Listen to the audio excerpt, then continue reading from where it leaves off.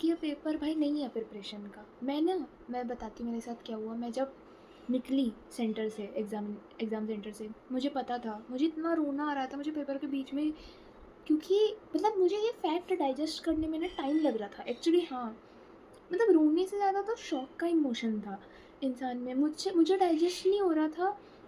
मुझे याद है कि पिछली बार मैं इतनी खुश थी, पता है? मैं पिछली बार जब मेरे 651 आए थे, तब मैं हमेशा बोलती थी कि मैंने इतने मॉक्स दिए थे कि मुझे फ़ील भी नहीं हुआ नीट। मुझे नीट भी एक मॉक टेस्ट ही लग रहा था, और ये चीज़ मुझे इतनी अच्छी लगती थी। पर नीट 25 में मैं प्रे कर रही थी लिटरली अंदर से कि काश ये एक मॉक हो, मतलब सपना टाइप। वो होता है ना, वो फीलिंग जब आप डाइजेस्ट ही नहीं कर पाते आपके साथ क्या हुआ है। मैं डाइजेस्ट ही नहीं कर पा रही थी कि मेरे साथ क्या हो गया है। तो फिर मैं निकली सेंटर से, और मैं ना, मम्मी पापा, एक तो मम्मी पापा को देख के तो भाई कितना ही वो धूप में खड़े रहते हैं, वेट कर रहे थे।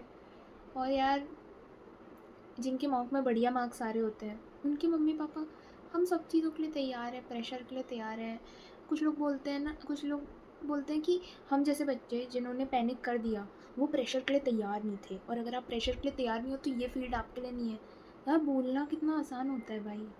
सबसे पहली बात तो, एक तो मुझे ये नहीं समझ आता कि यार 16-17 साल के बच्चे से ये प्रोफेशनलिज्म क्यों एक्सपेक्टेड है, कि इंसान ना एकदम प्रोफेशनल रहे। आप सीखोगे क्या अपनी डिग्री में, जब सब आपको ऑलरेडी आता है ज़िंदगी में। और दूसरा, प्रेशर हैंडलिंग आती है, बट यार एक लिमिट तक प्रेशर हैंडलिंग नहीं आती होती, या हमें सीखनी नहीं होती, हम मॉक्स नहीं देते। जो लोग डरते हैं मॉक्स से, लास्ट तक मॉक्स नहीं देते। हम नहीं थे। मैं नीट से 2 महीने पहले से मॉक दिए जा रही थी अपने। उसके अलावा मतलब लगातार ऑलमोस्ट एवरी डे मैंने बहुत सारे पेपर दिए थे, बहुत सारे, हार्ड से हार्ड। एलन के पेपर हार्ड आते थे, और आकाश के पेपर थोड़े कंपैरेटिवली ईज़ी आते थे। सब पेपर दिए हैं मैंने। मैंने अपने मेरा गंदा से गंदा पेपर आ जाए तो मेरे कितने मार्क्स आएँगे, ये भी मैं रेंज देख के गई थी। अच्छे से अच्छा आ जाए तो मेरे कितने आएँगे, ये भी देख के गई थी। हर चीज़ के लिए मैं तैयार थी। आज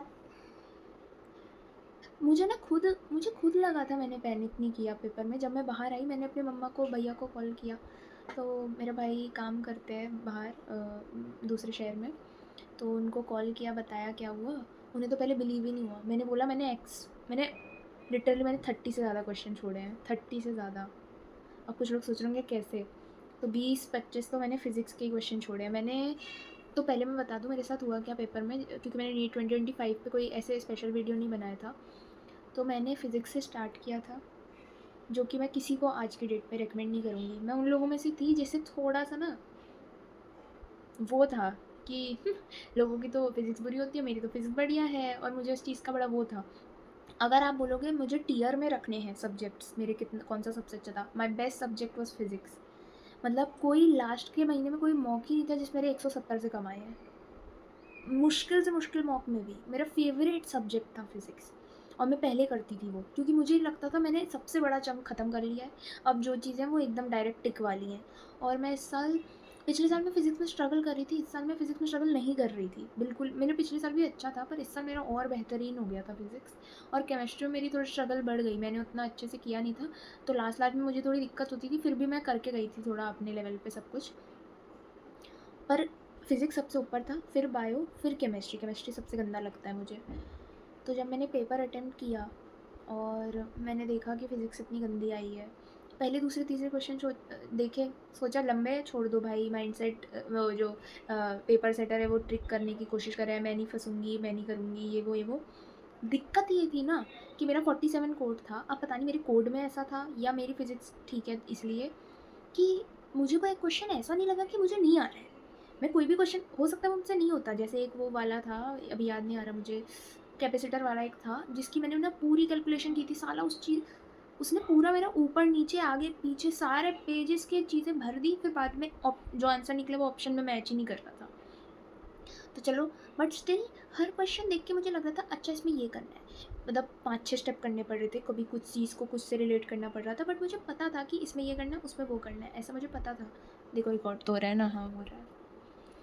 पर मुझे पता था क्या करना है, बट उधर क्या कहते हैं, हाँ, तो ऐसा नहीं था कि मुझे ना पढ़ते ही लगा हो कि ये तो मुझे आता ही नहीं है, और मेरी वो हो गई हो कि भाई मुझे तो आ ही नहीं रहा, और मैं सब्जेक्ट चेंज कर दूँ डर के मारे, जबकि मैं इसलिए तैयार थी। मैं ये नहीं सोच के गई थी कि मैं फ़िज़िक्स ही करूँगी, ऑफ़ कोर्स फिर वो गलत होता, मतलब अगर मैं एकदम रिजिड होके गई हूँ, पर मैं रिजिड नहीं थी।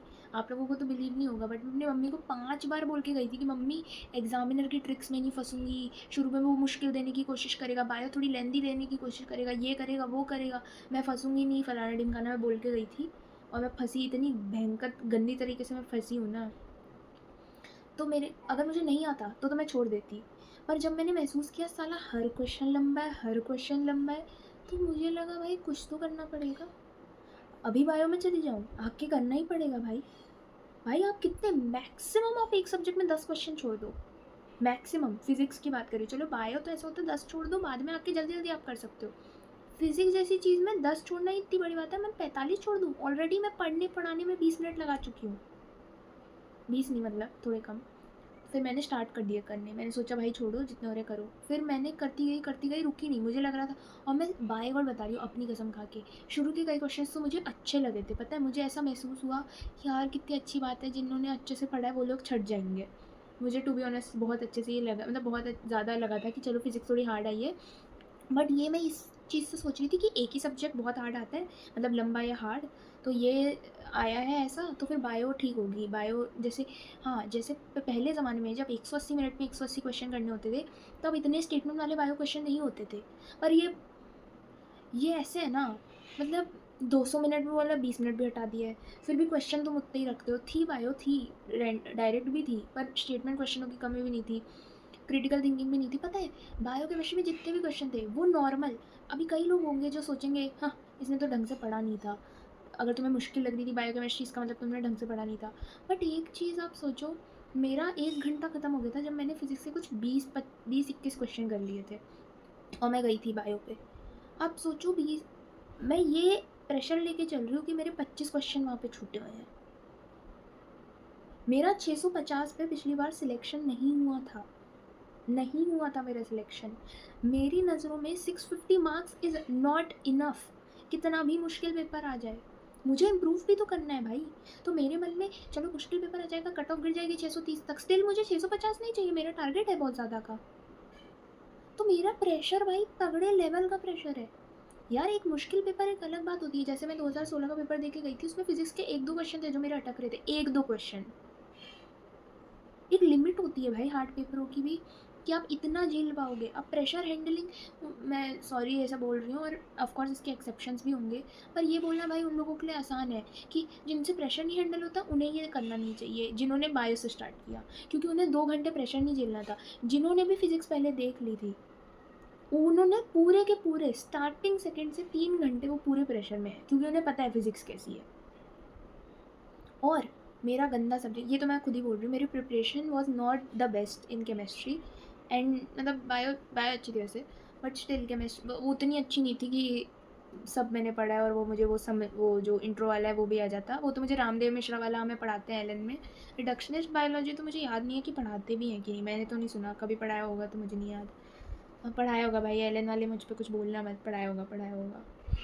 तो रामदेव मिश्रा वाला तो फिर भी मुझे याद था, जबकि मैंने रिवाइज़ करके नहीं गई थी, पर मुझे 2 साल पहले का याद था कि जब मैं उसमें थी, मतलब 12th में थी जब एलन में, तब मेरे सर ने पढ़ाया था, वो मुझे याद था।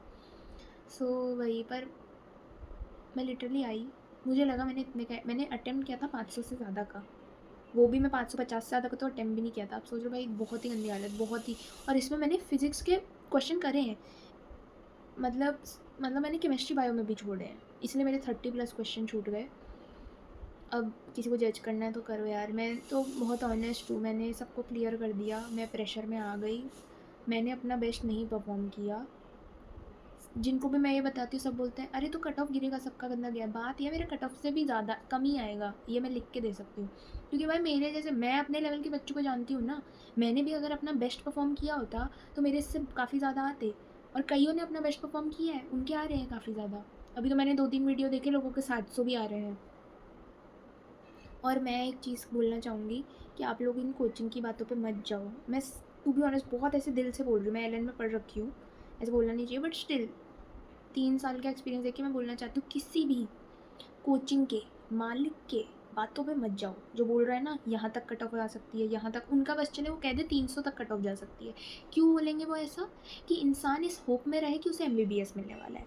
आप क्या करोगे? शुरू के जब आप नीट दे के आए 2 सेकंड आपके सपने टूटेंगे कि नहीं मुझे कुछ नहीं मिलने वाला। उसके बाद ये आपको होप दे रहे हैं, मज़ा तो आ ही रहा है, आपको तो MBBS ही चाहिए था, तो आपकी वो होप बन रही है, अब आपका मन कर रहा है। फिर क्या होगा? जब रिजल्ट आएगा आपको पता चलेगा नहीं मेरा तो कुछ नहीं होने वाला, मेरी रैंक तो बहुत ज़्यादा, आपको ऐसा पता चलेगा। जो भी, स्पेशली मैं उन लोगों की बात कर रही हूँ जो 500 से कम है, 500 से ज़्यादा आपके मार्क्स से तो आप होप रख सकते हो। जो 500 से थोड़े कम है ना, पर बॉर्डर लाइन पे मेरी तरह, वो लोग मैं कहूँगी होप मत रखो। 490 से भी कम है मेरे। भाई इतने गंदे क्वेश्चन गलत हुए हैं लिटरली, मतलब मैं क्या बताऊँ। वो एक क्वेश्चन नहीं था वो हार्ट वाला, वो महीने, हार्ट कौन से महीने पे बनता है, ये कौन से महीने, ये मुझे रटा हुआ है आज की डेट तक, मुझे रटा हुआ है एग्जैक्टली। बट उस समय मैंने गलत कर दिया, इतना ज़्यादा मैंने प्रेशर में गलत किया, और बिकॉज मेरी अटेम्प्टेड क्वेश्चन इतने कम थे, इतने ज़्यादा कम, कि मैंने लास्ट में किए भाई आँख बंद करके, मतलब आँख बंद करके तुक्केबाजी नहीं, बट सेकंड गेस वाले, जो कि मैं सोच रही थी कि मैं छोड़ दूंगी, क्योंकि मेरी फिजिक्स बहुत अच्छी है, तो मैं ऐसा सोच के चल रही थी फिजिक्स में मैं बहुत बेहतरीन कर लूँगी। मतलब मुझे, सोच रहे हो तुम, भरोसा होता नहीं है ऐसे। मुझे अपने पूरे पेपर पे कोई भरोसा नहीं था, मैं सच बोलूँगी। मैं ये सोच के नहीं चल रही थी कि मैं 700 690, जबकि मेरे मार्क्स में 690 तो नहीं गए वैसे, बट 650 के ऊपर गए हैं कई बार। तो मैं ऐसे सोच के चल सकती थी, बट नहीं, मैं पूरे पेपर का नहीं चल रही थी, बस एक चीज़ का मैं सोच के चल रही थी, फिज़िक्स। एंड वो बुरा हो गया। एंड मैं सच कहूँ ना, तो एक चीज़, अगर कोई भी 2026 का स्प्रिंट देख रहा है, मैं एक चीज़ बताना चाहूँगी, ईगो गेम भी है भाई ये। NTA की ईगो तो चलती है, वो ये तो एक अलग बात है, तुम्हारी खुद की भी भाई। हर सब्जेक्ट में परफेक्शनिज्म हासिल करने की कोशिश करो, किसी सब्जेक्ट को हल्का मत लो भाई, किसी सब्जेक्ट को नहीं। तुम्हें लग रहा है तुम इस सब्जेक्ट में बड़े 30 मार खान हो, भाई तुम्हें नहीं पता कैसा पेपर आ जाएगा। Your first priority should be bio, no matter what. मैं उस चीज़ में वीक थी, मैंने फर्स्ट प्रायोरिटी फिजिक्स। मैं उन लोगों में से थी जिनको हमें रटने वाली चीज़ उतना, मैं भले वो मानती नहीं थी, रटती तो थी मैं वैसी भी नहीं थी कि हाँ मुझे नहीं पसंद, जो है मैं सिलेबस में वो पढ़ती थी, मेरे ज़्यादा नाटक नहीं थे। बट स्टिल कहीं ना कहीं मैं खुद को कि यार मुझे ना समझने वाली चीज़ है, ऐसा है तो जेई में जाओ, मेरी तरह हो तो जेई में जाओ, नीट लिया है तो जो सिलेबस है वो पढ़ो चुपचाप से। And I would recommend bio chemistry, आपके टिप्स पे खतरनाक लेवल पे होनी चाहिए, कि मोस्ट, मतलब अटमोस्ट प्रेशर में भी आप बेहतरीन परफॉर्मेंस दे पाओ। मैं सच कह रही हूँ, उन लोगों के पेपर बहुत अच्छे गए हैं जिन्होंने बायो केमिस्ट्री में एकदम धमाल मचा दी है। फिर फिजिक्स में आप कुछ नहीं, बायो केमिस्ट्री मिला के 540 मार्क्स होते हैं, चलो तुम 540 का नहीं कर पाए, 500 का कर पाए, फिर वहाँ तुम 10 क्वेश्चन भी कर दो भाई, 540 हो गए। 540 में इस साल कॉलेज मिल जाएगा, मैं लिख के देती हूँ। तो बस इतना ही है। बाकी मैं बोलूँगी भाई, एक और चीज़, इस लूप होल से यार बाहर भी निकलना चाहिए कुछ लोगों को। मैं क्या कर रही हूँ, मैं तो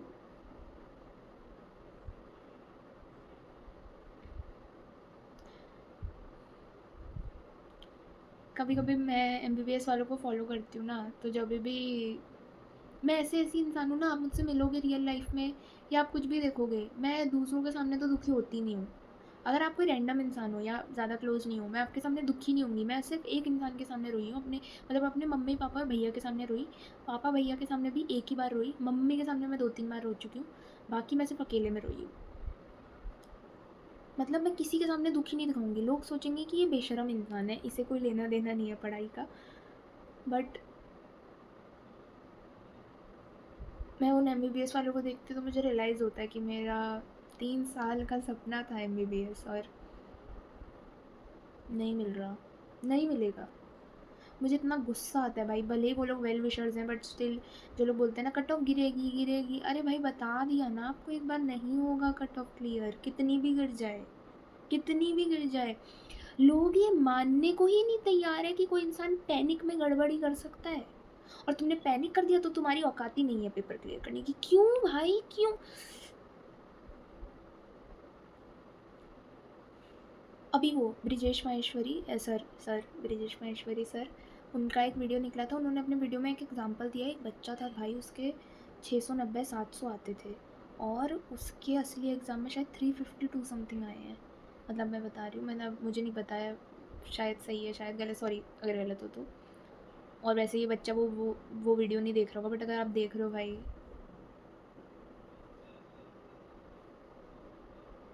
भाई रिस्पेक्ट भाई। भाई कितना ही दुख हो रहा होगा इस इंसान को, मुझे भी दुख हो रहा था, बट मतलब मैं सच झूठ नहीं कहूँगी, मैंने 720 लाने वाली मेहनत तो की भी नहीं थी। पर जिसकी एलन, तुम लोगों को पता नहीं है, जिन्होंने एलन का पेपर नहीं दिया है ना, वो भी कोटा वाला बच्चा था, कोटा में रहता था। एलन में कोटा का ऑफलाइन का पेपर बनता था भाई, खतरनाक, तुम मर जाओ ऐसा पेपर बनता था। मेरे पिछले साल बहुत कम आते थे उसमें। सेकंड, वो बच्चा तो जिसके इतने ज़्यादा आ रहे हैं वो पक्का एसआरजी में भी होगा। एसआरजी का पेपर तो भाई हमारी क्लास में, पता है मैंने 2 साल में एलन में थी और मेरा एसआरजी में सिलेक्शन ही नहीं हुआ था। मैंने अपनी पूरी जान लगा दी थी और मेरा एसआरजी में, I was never a star batch student, but I scored 650 marks in my last attempt, 2024 वाला अटेम्प्ट। तो एक तो ये उन लोगों के लिए भी है जो लोग सोचते हैं कि उनका बढ़िया बैच में नहीं हुआ तो उनका कुछ हो नहीं सकता, नहीं हो सकता है। सबसे ज़्यादा सिलेक्शन वहीं से होते हैं, टॉपर वहाँ से निकलते हैं, बट आप टॉपर भी बन सकते हो अगर मैं और मेहनत करती, थोड़ी सी और 2-4 चीज़ें, सिली मिस्टेक मेरी बढ़िया किस्मत रहती है एकदम ज़ीरो मिस्टेक वाली, तो मेरे बढ़िया आ जाते। मैंने 696 का कुछ अटैम्प्ट किया था, तो 4-5 तो मेरे सिली मिस्टेक से ही गलत हुए।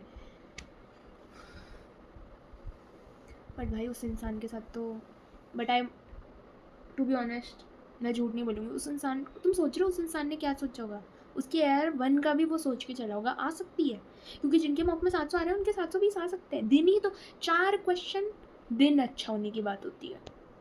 तुम्हारा दिन अच्छा है तो तुम्हारे 4 क्वेश्चन सही हो जाएंगे, तुम वो क्वेश्चन आ जाएंगे जो तुमने पढ़े हुए हैं। टॉपर हमेशा दिन अच्छा होता है, ये तो मेरी पूरी गारंटी है कि 700 वाला, इनफैक्ट 690 वाला भी टॉपर हो सकता है।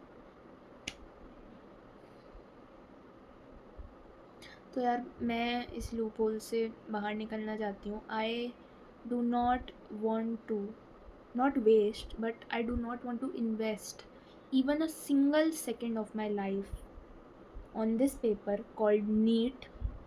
I am done with it.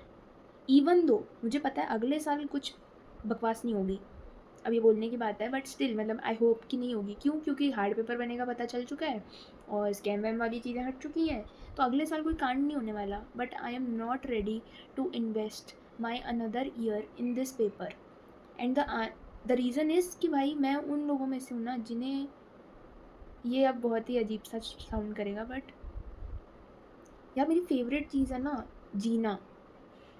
My favourite thing in this life, English गलत हो तो कोई नहीं बोलेगा। सबसे पहले मैं इमोशंस में कभी कभी इंग्लिश बोलने लग जाती हूँ, आप लोग इमोशंस को समझना, सॉरी, इमोशन वापस लाते हैं, कि मेरा फेवरेट काम भाई दुनिया में जीना है।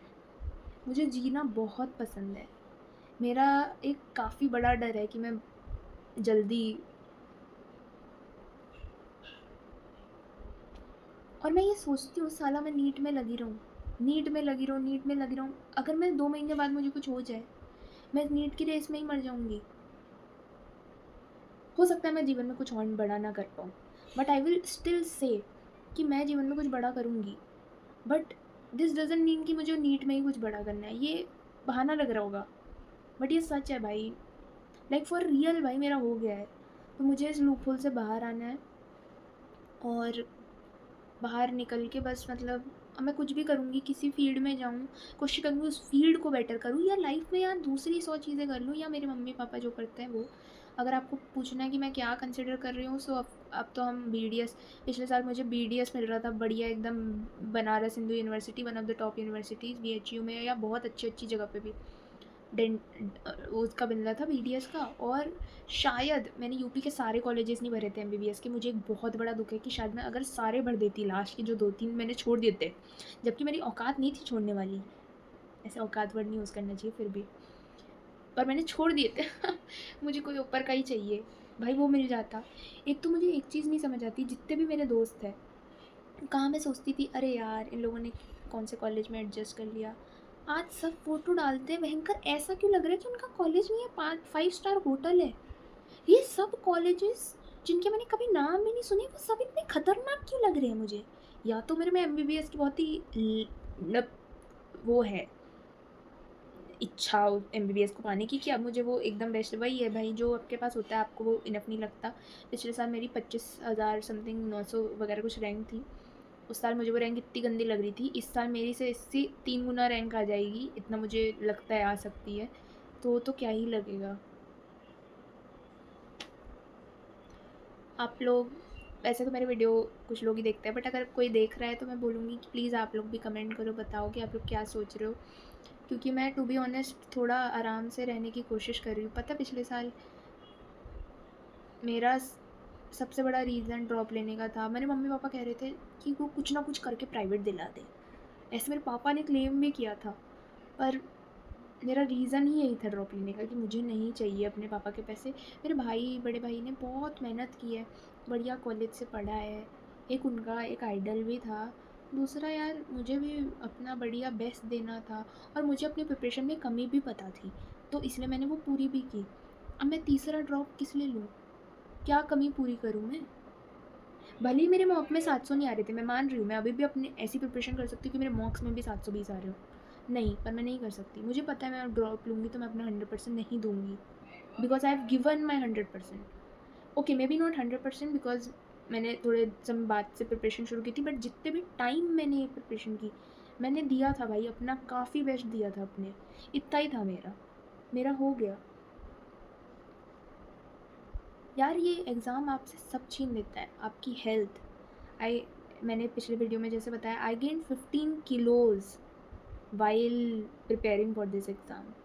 I dealt with acne, I dealt with hormonal changes. ये सब साउंड कर रहा होगा बहुत ही dramatic, but this is true. और जितने भी लोग हेल्थ को भी मेंटेन करते हैं इस पेपर के साथ, वो लोग सोच रहे होंगे ये तो बहानेबाजी है। सही बात है, आप बहुत अच्छा मेंटेन करते हो, गुड फॉर यू, बट कई लोग हैं भाई, कई लोग जो नहीं करते। मेरी गलती है, मैं मान रही हूँ, बट पता है मैं कुछ भी नहीं खाती थी बाहर का, मैं अपनी मम्मी के साथ रहती थी, स्टिल सिर्फ स्ट्रेस के चक्कर में। मेंटल हेल्थ, फिज़िकल हेल्थ, मेरी फैमिली का भी आपको नहीं पता, फैमिली में भाई इतनी चीज़ें हो गई थी, बहुत बुरी बुरी, जो मैं ऑफकोर्स शेयर नहीं कर सकती। फैमिली का भी जो वो है ना, बर्बाद हो गया था रिलेशंस बहुत सारे, बट सब चीज़ों को डील करना पड़ता है भाई एक एग्ज़ाम में।